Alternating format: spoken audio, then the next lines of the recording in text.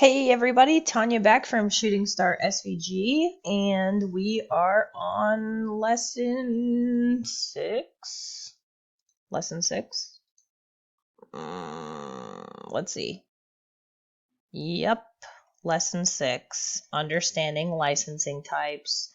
And I just wanted to create a quick video to go through some differences between personal use and commercial use, and I'm also going to cover some of the 3 major platforms like design bundles, the Hungry JPEG, and creative markets. I'm also going to go through how you should set up your listings that includes your terms of use, which you can use in your listings, but also on your shop as well, okay? So I'm going to go ahead and dive right into this. And first thing that I would like to say before we get started is to go ahead and click like and subscribe below. Again, that keeps me motivated to keep doing what I'm doing to provide you guys the education that you need to get your business off the ground. I know that these lessons have been maybe a little bit drab, but that's because you need to understand these types of things before you get going if you want things to be successful, or you're going to crash and burn, okay? So you want a good solid foundation in place. Go ahead and click that like and subscribe button. You'll get notified when I put new videos up on my YouTube channel that maybe aren't just these lessons, but other things that can help you grow your business, including stuff on search engine optimization, different types of promotions, and things of that nature. So go ahead and click that like and subscribe. So let's get going. Personal use license, okay? This is where you purchase a product and only you are allowed to use it, okay? That means you can use the products you purchased. You can't go give it to your neighbor Sally and say, here you go, Sal. Feel free to use this awesome glitter paper I just bought off the internet for whatever. You know, that's just not the intent. You are stealing when you do that. It is a very non-ethical thing to do. But, you know, some people are scummy and they do that kind of thing. So, you know, karma will get them. Just remember that, okay? So personal use, you cannot share the file with anybody else. They need to purchase it on their own to use it in their final products, okay? Personal use also does not allow you to use any of the files in a digital design and resell it, okay? It generally only allows the file to be used to create physical end products like shirts, mugs, tote signs, etc. Something that is tangible and that you can hold in your hand, right? And you can also not use the files to create a profit in any way, shape, or form. So check your licenses, because personal use, like I said right here, will bite you in the booty hard, and it will hurt. You won't be able to sit down, okay? So if it is a personal use license, that means it is for you. You cannot create 1,000 coffee mugs and go sell them at some flea market, okay? You cannot go create a bunch of t-shirts and sell them with a personal use file. You might think it might not catch up to you, but guess what? The world works in really funny ways, and people will find you, all right? You also cannot use these in any advertising or business-related activities, so keep that in mind, okay? That's where the commercial license comes in. And that's where things get a little more intricate, right? So personal use, the only thing that you need to understand is that whatever you purchase is for you. That is it. So if you want to make a shirt with a file that you found or whatever and go wear it to go paint the town red, like, all the power to you, lady. But you can't like make that and then go sell 20 of them. If you want to make, 5 shirts for your bachelorette party or whatever, and all your girlfriends wear them and you guys go out and whatever, that's fine too. You just can't make a profit, okay? Personal use. Okay. So let's go ahead and get into commercial use. And again, I am going to get into the 3 majors, which I use very regularly, and that is design bundles, creative market, and the Hungry JPEG. Wherever you purchase your files from, you need to check the license types. Now, if you are also counting Etsy, there are 4, and we will go through Etsy in just a minute, because everybody should have a terms of use on their listings or on their shop so that people understand what they can and cannot use their licenses for in their end products for, okay? So you can go back to the blog post and you can click on all these links, but I already have them open, so we're going to go through some of the stuff. and it's going to direct you to licensing for the website. Just understand some of these words can get confusing, and you need to make sure that you have a full understanding of a license before you do something. If you don't, somebody could file infringement against you or open a case against you on Etsy or Shopify or wherever you are, and you could get shut down. And then you lose everything that you've worked for, okay? So it's not worth it. Make sure you understand the license. If you have any questions on a license, give me a holler, okay? Shoot me an email, drop a comment, ask me the question. I would rather have you ask the question than get in hot water. Join my Facebook group. Ask the question there. I'm sure if you're asking it, other people are thinking the same thing. No question is a dumb question, okay? So I'm going to go ahead and go through that. And I'm just going to cover licenses for fonts really quickly. Missy Mayer, who I love her fonts, provided this graphic to me because I got ding-linged on this not too long ago. So see, even I make mistakes. I took a font, a basic Arial black font, straight up. This is like a stock font that you get from every freaking computer that you buy on the face of the planet. And I overlaid a buffalo plaid pattern over the font, and I put it up in my shop. And Design Bundles was like, nope, that's infringement. And I'm like, oh, what? So I asked about it, and I didn't feel bad asking about it. Missy was kind enough to provide this graphic, and it really explains what you can and can't do. Basically, you can't use an entire set of somebody's font because people can extract the font if they really want to and use it or sell it, and that's just not the intent of the license. So, this first graphic is okay because it contains 22 of the 26 letters, and,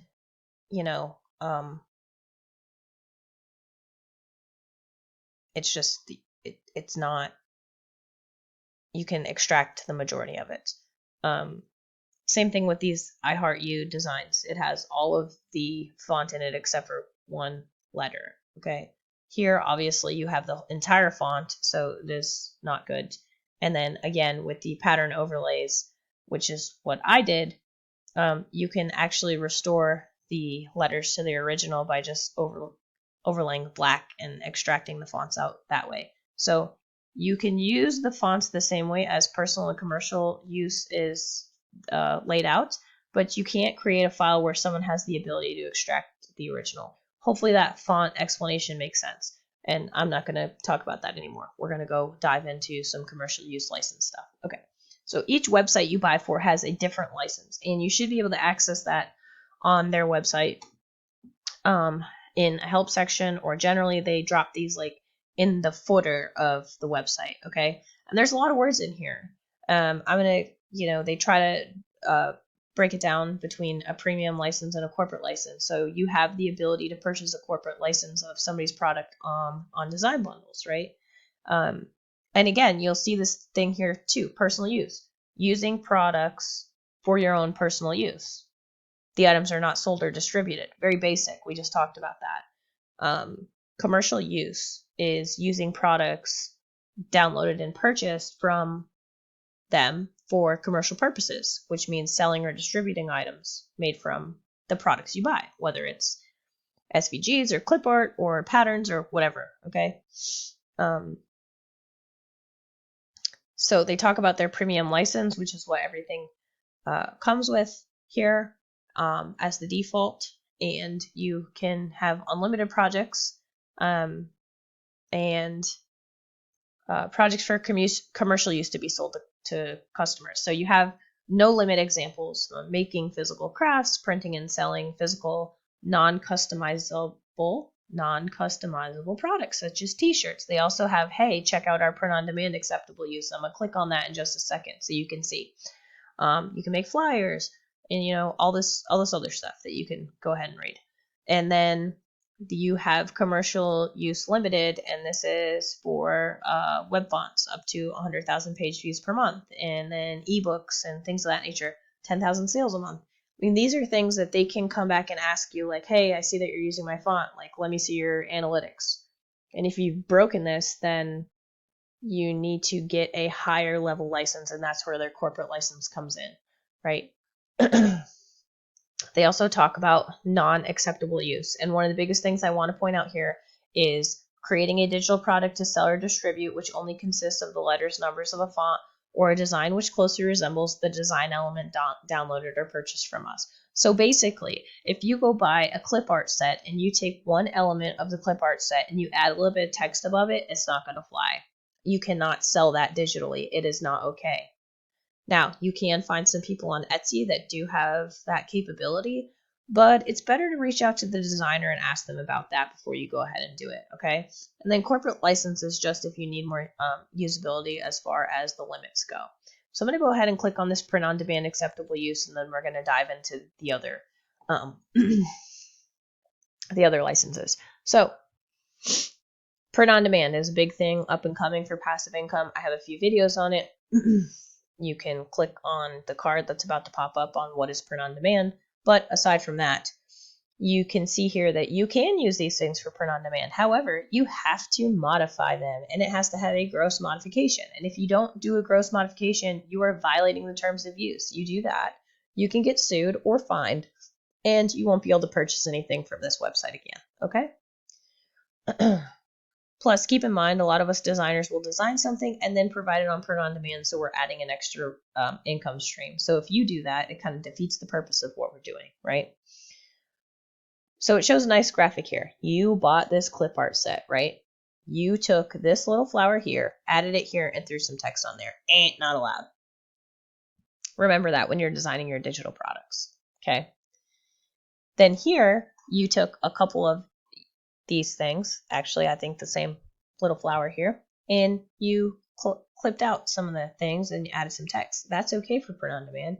And then the same thing here with print on demand is okay. It gives you another example here of original graphics and how you took this little dinosaur thing guy here and you just added some text. Not going to work. Here you took this guy and you just kind of did a horizontal mirror here and added some text and a heart, and yep, not going to fly. Although in this one, you took the little dinosaur guy, you changed the color, you moved this little thing here, you added some glasses, some cute little hearts behind, and you threw some flowers in his hand. You have edited enough so you cannot extract this original item, so you can use that on print on demand. And then again, they do it again with some text. So it's nice to have these examples. I know that Andy, one of the admins on the site, is actually working on adding some more specificity, did I say that right, to the licensing so that it's a little bit more clear, because we're finding that people are going out and trying to start this passive income journey, which is great, all for it, and they're just like taking designs and like this here, and they're adding like this and like a few other elements, and they're selling it digitally, and you're just like, that's so wrong. Okay, so don't be that person. Hungry JPEG, okay, kind of the same thing. It lays out fonts, graphics, and craft files, okay. Physical end products, it does put a cap on what kind of end products that you can create, okay, and it does talk about print on demand. But again, the license terms will discuss the print on demand and then other things that are not allowed. So the complete license is their commercial license, and it covers all paid products and weekly freebies. And the complete license covers commercial use, but there are some rules. And here they have a lot of graphics. So, and they go through each one. So for fonts, you purchase this font, you cannot do this because you can extract the entire alphabet set, but you can do it right if you're just adding in some quotes and flourishes and whatever else, okay? Graphics, right? Here you go. You bought this graphic of this really ugly cat, and then you added some text underneath. Not going to fly, okay? But in this one, you add some glasses, you add a bow tie, you add some flowers, change the background, and you can do that, okay? Basically, you have to modify it extremely. And then patterns. You use it as is, and this is a physical end product for sale, not digital, okay? And then, of course, for craft and cut files, They can only be used as is, like this, on physical end products. And you can't just take this and like craft the coffee and go from there, okay? Doesn't fly. And then again, you can only use 10 different end products with a cut file. So if you bought this, you could do a tote bag, a cell phone case, and 8 other things, like a shirt, a hat, a notebook cover, I don't know, and then 5 more. It also talks about print on demand. It's the same kind of thing as Design Bundles talks about as well. You can create a print on demand design, but you can't just use the original graphic. Here they actually mirrored it and added some other elements and some text. So it's a little bit different because they didn't really transform anything on this original graphic, but they added a bunch of other stuff with it, so it is different than the original. So they're a little bit more lenient in that sense on the Hungry JPEG. So basically that goes through their license, and then again they go through license terms as well. And this will give you some more usage and things of that nature, but it is just like really wordy. But section 7 is where you really want to go, and that's permitted use, okay? And it goes into licensed work with patterns and cut files. And just keep in mind that, you know, you don't, that's important. You can't convert them to other formats and sell them digitally after you purchase them, okay? So just keep in mind that they do have these things, and they have, you know, what happens if you're infringing on this and things like that. So read licenses, okay? And then creative market, it goes through, you know, personal, commercial, and extended commercial. They set some caps on here, what they can be used for and can't be used for. And I don't know if you're seeing a trend, but the personal, again, you cannot make any money off of anything. Commercial, you can. Generally, they have a cap for how many products you can sell. And creative market is a little bit different because most of their stuff is stock photography and mock-ups and things of that nature. And then they have extended commercial. All right. So just go ahead and read through the terms, understand what the person is providing, whoever's selling you the work. I know that on these major platforms like Creative Market, Hungry JPEG, and Design Bundles, same thing with So Fancy and all those others, every person who sells on there has a base license, and they're all a little bit different, okay? And now here comes the interesting part. I sell on a few other platforms. I have to abide by their licenses. But if you notice in my listing here, I always put terms of use in the bottom, and I put down here that you can use the product for personal or commercial use, okay? You can use the files as is or modify them to your liking for your physical products for personal use or for sale. What that means is if you buy this file, you can use it for personal use or commercial use for physical products only, okay? You can't just buy my file and then go take it and put it in some other formats or recolor it and then sell it. It doesn't work like that, okay? You cannot make my images available for digital download, resell, or redistribute them as is or modified in digital form. So there's another hook. You can't take my files and modify them and resell them. Unlike the other platforms where you could take something. I don't sell clip art. Now my clip art terms of use is going to be different than my cut file terms of use. But, you know, that's just it. And then very explicitly, you cannot use the files for any print-on-demand service. The reason being is because I also provide the majority of my designs for print-on-demand, and that's an extra revenue stream for me. So I think I've covered everything. I know this was a little bit long, but you really need to understand the difference between personal and commercial use licenses. Keep that in mind when you're getting fonts off DaFont, okay? I know a lot of people are like, oh, I got it off DaFont. It's free. Like, nope, nope, nope. If you look, there's license terms on all of them. Okay. So the biggest things to remember is don't buy a bunch of digital files and expect to use them in your digital files. The best thing that you can do is just create everything from scratch. Okay. And if you don't have the desire to do that, then you may want to rethink what you're providing. That's all. Maybe you want to try something else. Is very important.